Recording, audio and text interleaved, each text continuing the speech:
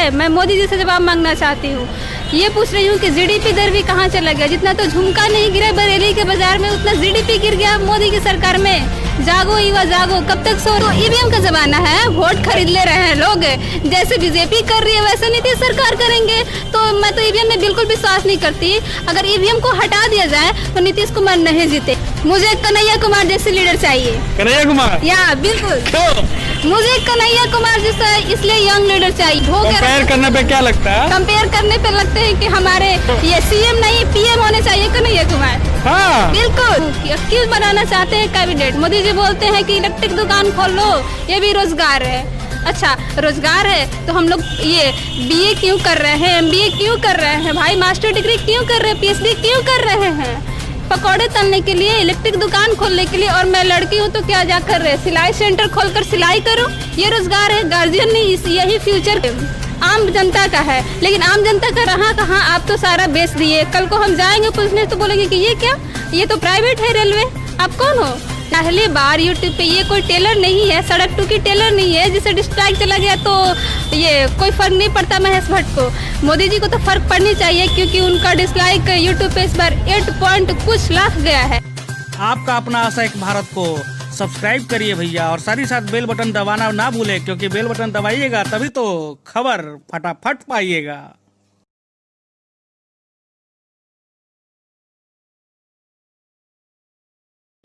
खाली कंधों पर बोझ चाहिए, बेरोजगार हूँ साहब, रोजगार चाहिए। जी हाँ, जिस तरीके से पूरे बिहार में, पूरे देश में ट्रेंडिंग पे चल रहा है speak up for railway SSC student hashtag के साथ, चाहे वो ट्विटर हो, चाहे फेसबुक हो, चाहे वो इंस्टाग्राम हो या कहीं हो, यही ट्रेंड है कि speak up for railway student hashtag. और जिस तरीके से पूरे बिहार में रेलवे की एग्जाम हो या फिर एसएससी का एग्जाम हो या कई अन्य एग्जाम जो है वो पेंडिंग रख दिए जाते हैं। चुनाव इलेक्शन जो है वो टाइम पे हो सकता है, सरकार बन सकती है, नेताजी विधायक बन सकते हैं, मंत्री साहब मुख्यमंत्री बन जाएंगे, लेकिन बेरोजगार युवा को रोजगार नहीं मिल सकता है। ये हालत है बिहार और बिहार सरकार की। चुनाव है, विधानसभा, हम घूम भी रहे हैं, हर एक विधानसभा में जाके हमने नेताओं का इंटरव्यू भी लिया है, वहां के लोगों का इंटरव्यू लिया है, वहां की जनता की राय हमने आपको दिखाई कि आखिर वहां की जनता किसे जिताना चाहती है। लेकिन इसी बीच जब कमेंट बॉक्स में हमने देखा कई सारे बेरोजगार युवाओं ने कमेंट लिखा है कि speak up for railway student SSC student पे आप खबर बनाएं, बेरोजगार युवाओं पे आप एक खबर बनाएं और जाके उन बेरोजगार युवाओं से आप पूछें कि आखिर इनकी बेरोजगारी का आलम यह है और चुनाव टाइम पे हो रहा है, तो इसका जिम्मेवार और इसका जिम्मेदारी जो है वो किस पे है? सरकार तो है जिसे हम चुनते हैं, वो बेरोजगार युवा चुनते हैं, या उस पर है जो कि कई मील घर से छोड़ के यहां पे आता है कि हम पढ़ेंगे, माता पिता का प्यार जो है वो छोड़ देता है, उनका आशीर्वाद है वो छोड़ के यहाँ पे आता है कई मील दूर से कि हम पढ़ाई करेंगे, हम खाना खाएंगे अपने से बना के और हम नौकरी पाएंगे। लेकिन जो स्थिति है बिहार की और बिहार सरकार की, वो चरमराई हुई है, वो ढीलापन हो चुका है। उसकी जिम्मेदारी, उसका बोझ कौन उठाएगा, ये पूछेगा आज आशा एक भारत बिहार के उन बेरोजगार युवाओं से, उन लड़कियों से कि आखिर उनकी क्या राय है इस पे। चलिए बात करते हैं। मेरा नाम सुनीता कुमारी है। कौन से ईयर में हो? मैं बीएससी पार्ट 3 में हूँ।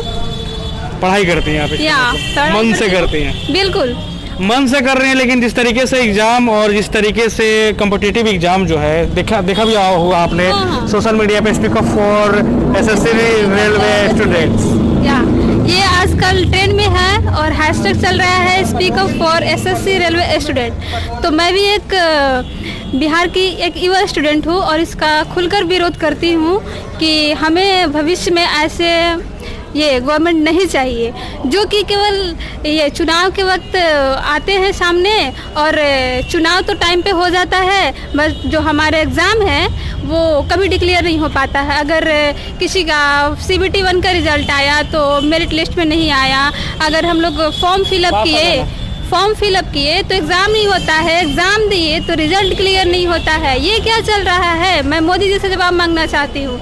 ये पूछ रही हूँ कि GDP दर भी कहाँ चला गया? जितना तो झुमका नहीं गिरा बरेली के बाजार में, उतना GDP गिर गया मोदी की सरकार में। जागो युवा जागो, कब तक सो रहोगे? बहुत हुई मोदी जी की मन की बात। अब हमें बेरोजगार नहीं रहना, रोजगार चाहिए। उनकी मन की बात तो सुनते सुनते हम लोग थक चुके हैं बिल्कुल युवा। तो डिसलाइक भी बहुत ज्यादा हुआ वो खबर, और वो यूट्यूब पे जो उनका वीडियो था। ये हमारे देश के ऐसे प्रधानमंत्री हैं जिनकी मन की बात को पहली बार यूट्यूब पे, ये कोई टेलर नहीं है, सड़क टू की टेलर नहीं है जिसे डिसलाइक चला गया तो ये कोई फर्क नहीं पड़ता महेश भट्ट को। मोदी जी को तो फर्क पड़नी चाहिए, क्योंकि उनका डिसलाइक यूट्यूब पे इस बार 8 पॉइंट कुछ लाख गया है। मैं हमेशा उनके मन की बात को सुनती रही, पर वो स्टूडेंट की बात करते कहाँ हैं? वो स्टूडेंट्स के लिए एग्ज़ाम की बात तो बिल्कुल नहीं करते। वो ओनम की बात करते हैं, ये क्या बोलते हैं, बच्चों के खिलौनों के बारे में बात करते हैं कि गार्जियन बहुत निराश होंगे। ये आप मन की बात थोड़े कर रहे हैं। टॉपिक बिल्कुल मोदी जी ने गलत रखा है। उनके मन की बात नहीं, अपनी मनमर्जी की बात की टॉपिक रखनी चाहिए थी। मनमर्जी की बात की टॉपिक रखनी चाहिए थी। तो हम लोग बहुत निराश हैं कि जो भी आप ये करवाते हैं फॉर्म, कम से कम जो भी भरवाते हैं उसकी एग्ज़ाम तो ले लिया करो आप टाइम टू टाइम। इससे तो अच्छी कांग्रेस की सरकार थी जो हर ईयर तो अपना एग्ज़ाम तो ले लेती थी। जो भी करे इससे हमें कोई ये नहीं पड़ता है, लेकिन आप जो कर रहे हैं मोदी जी, इससे तो हमारे युवा के, आपको अभी युवा की बिल्कुल देश में ज़रूरत नहीं है। ये मैं मोदी से पूछना चाहती हूँ कि युवा की ज़रूरत नहीं है। और ये आप जो प्राइवेटाइजेशन कर रहे हैं रेलवे की, ये निजीकरण जिस तरीके से हुआ है रेलवे का, उस पर आप लोगों का क्या ओपिनियन है? ये भी मैं जानना चाहूँगा। हमारा ओपिनियन है कि आप ये क्या कर रहे हैं? कल को हमें तो रोड पे ला चुके हैं, आप ये बोल देंगे कि कौन है तू, तेरा क्या हक है? जैसे अब वो एक तरफ बोलते हैं कि ये देश सबका है, ये देश जो है ये आम जनता का है, लेकिन आम जनता का रहा कहाँ? आप तो सारा बेच दिए। कल को हम जाएंगे पूछने तो बोलेंगे कि ये क्या, ये तो प्राइवेट है रेलवे, आप कौन हो?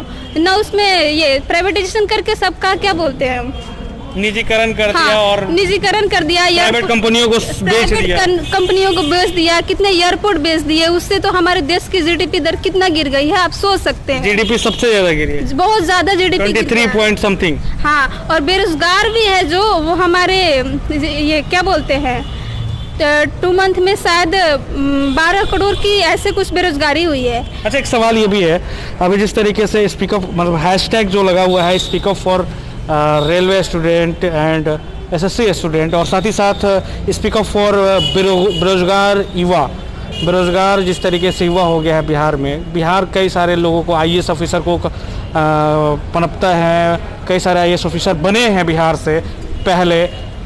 JEE मेंस हो, JEE एडवांस हो, यानी कि इंजीनियरिंग IIT का क्वालिफिकेशन जो है वो सबसे ज़्यादा बिहार से निकलते हैं। कई सारे अन्य जो एग्जाम है वो सबसे ज़्यादा बिहार के लड़के निकालते हैं, लेकिन उसके बावजूद भी सबसे ज़्यादा बिहार में बेरोजगारी क्यों है? क्योंकि देखिए, क्या लगता है आपको क्यों है? मुझे ये लगता है कि यहाँ जो ये JEE मेंस करके जो IAS बनते हैं, IPS बनते हैं, वो बिहार में तो रह के पॉसिबल नहीं है। बट बिहार से बिलोंग करते हैं, बट बिहार में रह के पॉसिबल नहीं, वो किसी दूसरे स्टेट में जाकर पढ़ाई करते हैं। अगर कोई जैसे कि कोटा दिल्ली, हाँ, कोटा दिल्ली जाके पढ़ाई करते हैं। अगर निकल भी गए तो वो एक्सेप्शनली है कि एक्सेप्शन में कोई है, निकल गया तो निकल गया। नहीं तो हमारे यहाँ जो शिक्षा व्यवस्था है बहुत ही क्रिटिकल है। और यहाँ भी हम तो नीतीश सरकार से भी मुझे शिकायत है कि ऐसे गवर्नमेंट मुझे बिल्कुल फ्यूचर में नहीं चाहिए। नीतीश जी को भी मैं बिल्कुल डिसलाइक करती हूँ उन्हें, क्योंकि अच्छा, एक सवाल ये भी है कि नीतीश कुमार पे आप आई हैं, नीतीश कुमार चाहते थे कि इलेक्शन टाइम पे हो, इलेक्शन टाइम पे होगा भी, ये इलेक्शन आयोग ने कह दिया है। हाँ। दूसरी बात कि आपने कहा कि SSC एग्ज़ाम 2017 का देखिए तो बहुत सारा रिजल्ट अभी नहीं आया, बहुत सारे एग्ज़ाम का 2018 का भी एग्ज़ाम का रिजल्ट नहीं आया है। किसी का रिजल्ट आता है तो नौकरी पेंडिंग, मतलब ज्वाइनिंग पेंडिंग हो जाती है, किसी का ज्वाइनिंग तक जाता है, उसका भी कुछ ना कुछ निकल जाता है तो उसका रिजल्ट रुक जाता है। क्या होता है, मतलब एग्जाम रद्द भी हो जा रहे हैं, रिजल्ट आने के बाद एग्जाम रद्द भी हो जा रहे हैं, रद्द भी हो जा रहे हैं। जैसे कि CTET को एग्जाम को लेकर देख लीजिए, ये हमारा जो UPSC का एग्जाम है उसको लेकर देख लीजिए।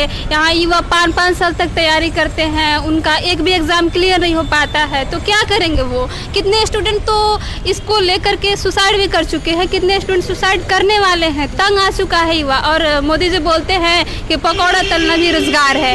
तो अमित शाह अपने बेटे को कैबिनेट क्यों बनाना चाहते हैं? मैं ये उनसे जवाब चाहती हूँ कि क्यों बनाना चाहते हैं कैबिनेट? मोदी जी बोलते हैं कि इलेक्ट्रिक दुकान खोल लो, ये भी रोजगार है। अच्छा, रोजगार है तो हम लोग ये बीए क्यों कर रहे हैं, एमबीए क्यों कर रहे हैं भाई, मास्टर डिग्री क्यों कर रहे हैं, पीएचडी क्यों कर रहे हैं? पकौड़े तलने के लिए, इलेक्ट्रिक दुकान खोलने के लिए। और मैं लड़की हूँ तो क्या जा कर रहे, सिलाई सेंटर खोलकर सिलाई करूँ, ये रोजगार है? गार्जियन ने यही फ्यूचर के लिए मुझे पैसा लगाकर इतने दिनों से पढ़ाई किया और बाहर में रखकर पढ़ाया, यही रोजगार है? मैं मोदी जी से जवाब चाहती हूँ, ये रोजगार है? मैं सिलाई करूँगी तो क्या मेरे फ्यूचर बन जाएंगे? और मेरे माँ बाप यही मुझसे आशा रखे थे कि मेरी बेटी आगे जाके इतना पैसा लगा के उसको पढ़ाऊँ और आगे जाके घर में खाना बनाए। जवाब चाहती हूँ। आप कहाँ से हो? मैं केजी रोड आरा से हूँ। प्रॉपर केजी रोड आरा से? मेरा विलेज तो है पीरो। हाँ। यहाँ पे रह के मतलब यहाँ उद्देश्य रह के पढ़ाई करना? यहाँ का रहना मेन उद्देश्य है मेरा पढ़ाई करना। मैं जनरल कंपटीशन का तैयारी करती हूँ, एनटीपीसी का फॉर्म डाली हूँ, डीआरडीओ का फॉर्म डाली हूँ, एसएससी का फॉर्म डाली थी, एलडीसी का जो मैंने एग्जाम दिया है, बट वो तो बीच में कोविड के वजह से पोस्टपोन हो गया। 10th में मेरा 9.6 से जीपीए था। कौन से स्कूल से थी? मैं 10th में सीबीएसई सेंट्रल स्कूल पीरो से थी। मैं इसलिए ये सब चीज़ पूछ रहा हूँ क्योंकि आपका जो राजनीतिक विश्लेषण है या जिस तरीके से आपने पढ़ा है, जिस तरीके से आपने नॉलेज रखा है, क्या आप आगे ये भी सोच रहे हैं कि पॉलिटिकल पार्टी ज्वाइन करो? क्योंकि जिस तरीके से अभी एक लड़की जो है एक ही बार में उसने पूरे बिहार में अपना प्रचार कर दिया। पुलरल देखा आपने? पुलरल? हाँ। नहीं, मैंने तो नहीं देखा उतना। मैं राजनीतिक में ये नहीं करना चाहती हूँ, बट मैं जो आजकल के भावी मुख्यमंत्री का उम्मीदवार हैं वो। अच्छा, अच्छी बात है जो भी हो, बट मेरा कोई पॉलिटिकल व्यू नहीं है आगे जाकर।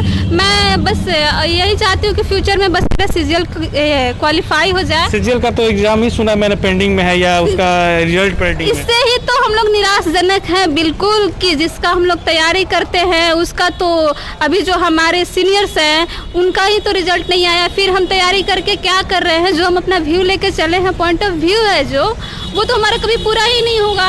और फिर हम क्या कर रहे हैं पढ़ाइयों को, उससे मन हतोत्साहित हो जाती है। अगर एग्जाम टाइम टू टाइम हो, जितना फॉर्म भरवा रहे मोदी जी, कम से कम टाइम टू टाइम एग्जाम तो ले, उससे तो स्टूडेंट की मनोबल बढ़ेगी, तो आगे की पढ़ाई करेगा। क्यों? मतलब अच्छा, एक सवाल ये भी है कि बिहार सरकार कहती है कि मैंने शिक्षा के क्षेत्र में बहुत विकास किया है, लड़कियों को मैंने साइकिल दिया, पोशाक दिया, और अभी कॉम्पिटिटिव जो एग्ज़ाम है, बेरोज़गार जो युवा है, फैक्ट्री जिस तरीके से कमी है बिहार की, फैक्ट्री सबसे ज़्यादा कमी है बिहार में। तो इस तरीके से जब ये हाल रहेगा बिहार का, तो किस तरीके का विकास किया, आपको क्या लगता है? इस तरीके से अगर हाल रहा बिहार का, तो देख रहे हैं कि ये जो कोविड में जितनी सारी बंदियां हुई हैं, उससे हमारे बिहार के जो मजदूर हैं, प्रवासी हैं, दूसरे स्टेट में जाकर हरियाणा, पंजाब, लुधियाना, जितने सारे मजदूर हैं हमारे बिहार के, जाकर काम करते हैं, दर दर ठोकरें खाते हैं, बट फिर भी वहाँ पे उनकी कोई वैल्यू नहीं है। इससे हम नीतीश सरकार से ये मांग करना चाहते हैं कि हमारे बिहार में वैसा फैक्ट्री लगाया जाए जिससे कि हमारे बिहार के प्रवासियों को, बिहार से पलायन को रोका जाए। बिल्कुल सही, बिल्कुल सही।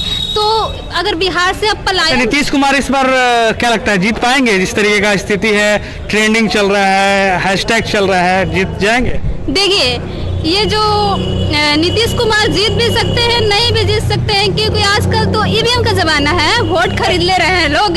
जैसे बीजेपी कर रही है वैसे नीतीश सरकार करेंगे। तो मैं तो ईवीएम में बिल्कुल विश्वास नहीं करती।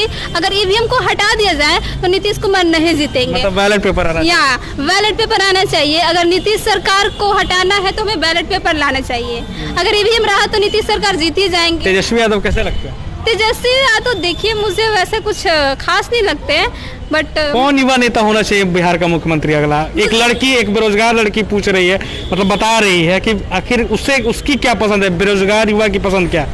मुझे कन्हैया कुमार जैसे लीडर चाहिए। कन्हैया कुमार? या बिल्कुल। क्यों?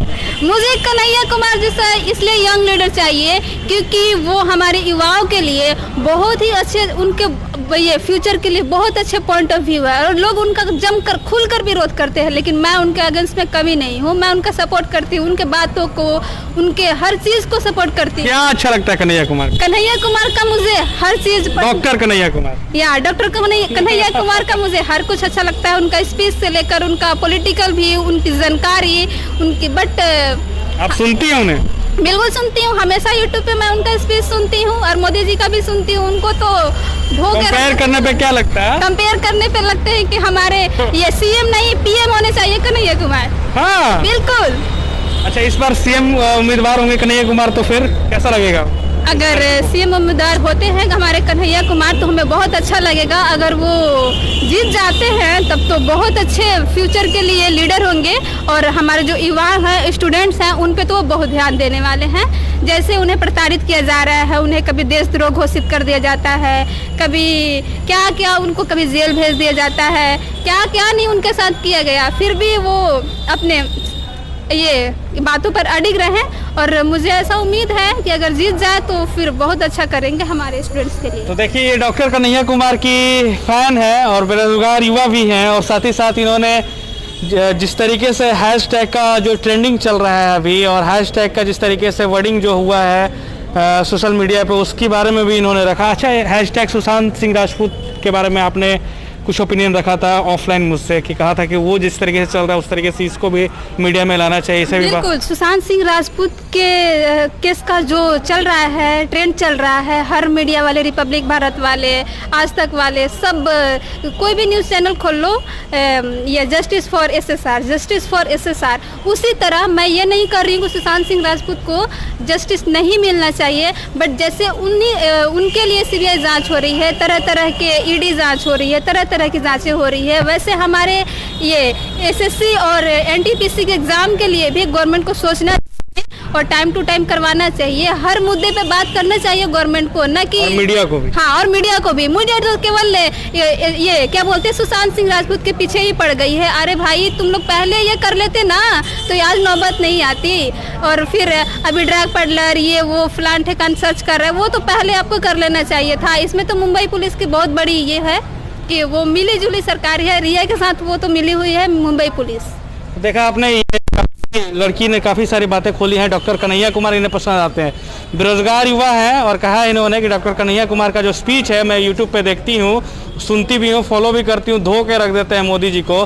साथ ही साथ इन्होंने किस तरीके से ओपिनियन रखा है अपना, खासकर बिहार के उन बेरोजगार युवा के लिए इन्होंने आवाज़ उठाई है। Speak up for SSC and railway student के लिए इन्होंने आवाज़ उठाया है, एसएससी एंड रेलवे एग्जाम के लिए इन्होंने आवाज़ उठाया है, बेरोजगार युवा के लिए इन्होंने आवाज़ उठाया है। और हम भी, आशा एक भारत भी आप सभी के लिए आवाज़ उठाती है और कहती है कि जब तक बिहार सरकार नींद से नहीं जगती है तब तक अब आशा एक भारत इस खबर को हमेशा दिखाता रहेगा, बेरोजगार युवाओं से आपको रूबरू कराता रहेगा। बेरोजगार युवाओं का जो बात है, ओपिनियन जो है, इस सरकार जो कि इलेक्शन चाहती है और जॉब के लिए वैकेंसी निकालना नहीं चाहती है या एग्जाम नहीं कराना चाहती है, उसको जगह। खबर यहीं तक है, खबर को ढेर सारा शेयर कीजिएगा ताकि खबर को सरकार तक इस लड़की का आवाज, इस बेरोजगार युवा का आवाज पहुंचा सके, हम सभी सफल हो सके। हम सभी शाहबाद का डिजिटल नंबर 1 चैनल बन चुका है आशा एक भारत। आपके प्यार समर्थन के लिए आपका बहुत बहुत शुक्रिया, धन्यवाद। सहयोगी टूना पासवान के साथ मैं रैना सिंह, आरा, भोजपुर, बिहार। आपका अपना आशा एक भारत को सब्सक्राइब करिए भैया, और साथ ही साथ बेल बटन दबाना ना भूले, क्योंकि बेल बटन दबाइएगा तभी तो खबर फटाफट पाइएगा।